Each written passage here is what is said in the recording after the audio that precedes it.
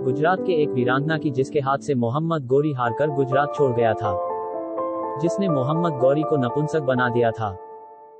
Nike देवी का पूरा नाम रानी नायकी देवी सोलंकी जो चालुक्य वंश से आते थे और पति का नाम अजयपाल सिंह था। अजयपाल की मृत्यु के बाद राज्य नायक देवी को सौंप दिया गया। जब मोहम्मद गौरी को पता चला कि गुजरात में एक विधवा रानी का शासन है, तो उसने गुजरात पर आक्रमण करने का फैसला किया। मोहम्मद गौरी के आक्रमण करने की तैयारियों के बारे में सुनकर रानी नायकी देवी ने भी युद्ध की तैयारियां शुरू कर दी। उन्होंने गौरी की सेना का मुंहतोड़ जवाब देने के लिए सेना तैयार की। इसके अलावा उन्होंने पृथ्वीराज चौहान समेत आसपास के राजाओं से मदद मांगी।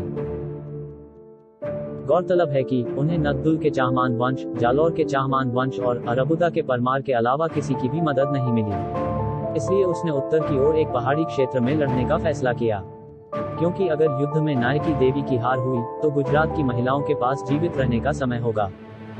तब मोहम्मद गौरी ने नायकी देवी को संदेश भेजा कि गुजरात के राजपूतों से कहो कि वे अपनी औरतें और सोना हमें सौंप दें, और अगर वह ऐसा करते हैं तो उनकी जान बच जाएगी।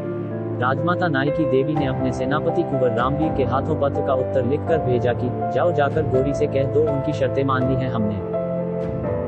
गौरी की शर्तों को मानकर उसे भ्रम में रहने दिया। गौरी के पास जब यह खबर पहुंची कि उसकी शर्तें मान ली गई है, तो उसने इस खबर को सच मान लिया कि राजमाता ने बिना युद्ध किए हथियार डाल दिए और उसने इस आसान जीत की जश्न मनाने की तैयारियां शुरू कर दी।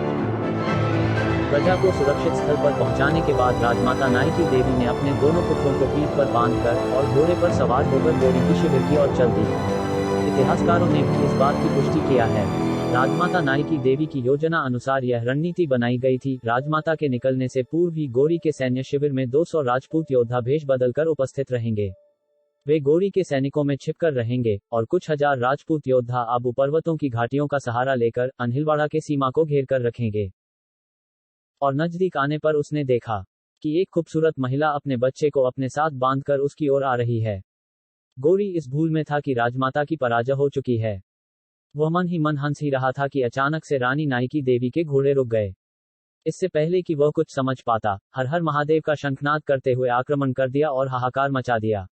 राजमाता की तलवार की वार से गौरी मूर्छित हो गया, उसका अंग भंग हो गया था। इससे पहले कि गौरी राजमाता के हाथों से मृत्यु को प्राप्त होता, गौरी की सेना वहां आ पहुंची और उन्होंने गौरी को वहां से घायल अवस्था में बचाकर निकाल लिया गया। गौरी इतना डर गया कि उसके घाव से खून बहने के बाद भी वह घोड़े से नहीं उतरा और सीधा मुल्तान पहुंचकर घोड़े से उतरा। गौरी ने अपने सैनिकों को हुक्म दिया कि घोड़ा किसी हाल पे नहीं रुकना चाहिए। दुख की बात है कि इसके बावजूद उनके बारे में बेहद कम जानकारी उपलब्ध है। उस दौर के कई लेखकों ने इस युद्ध का जिक्र किया है, लेकिन रानी नायकी को इतिहास में वो जगह नहीं मिली जो उनका हक था।